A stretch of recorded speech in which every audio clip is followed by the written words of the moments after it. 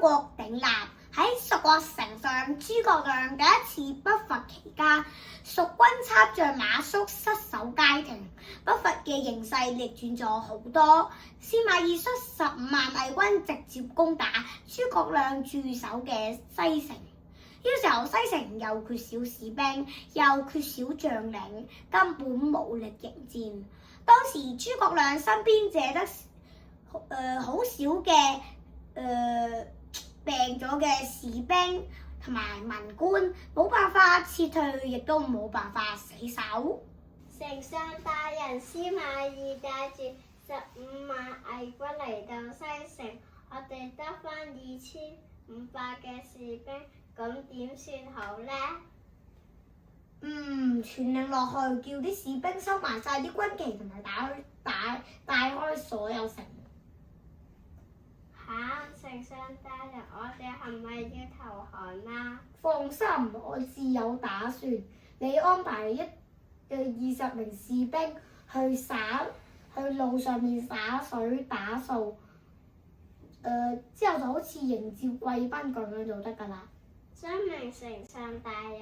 另外，你去幫我攞埋我嘅古琴同埋焚香啦，快啲去做啦。遵命，丞相大人。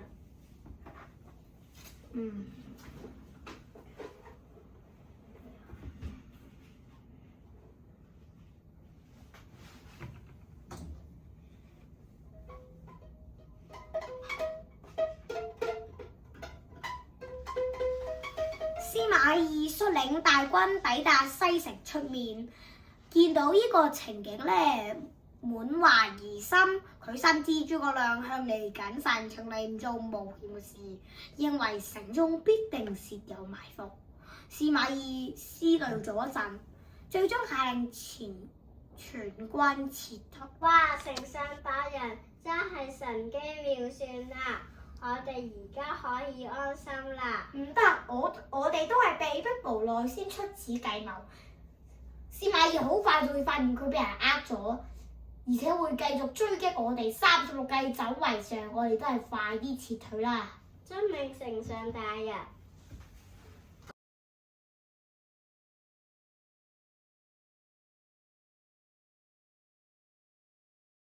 多謝你分享，因為你空城計呢個故事非常之精彩。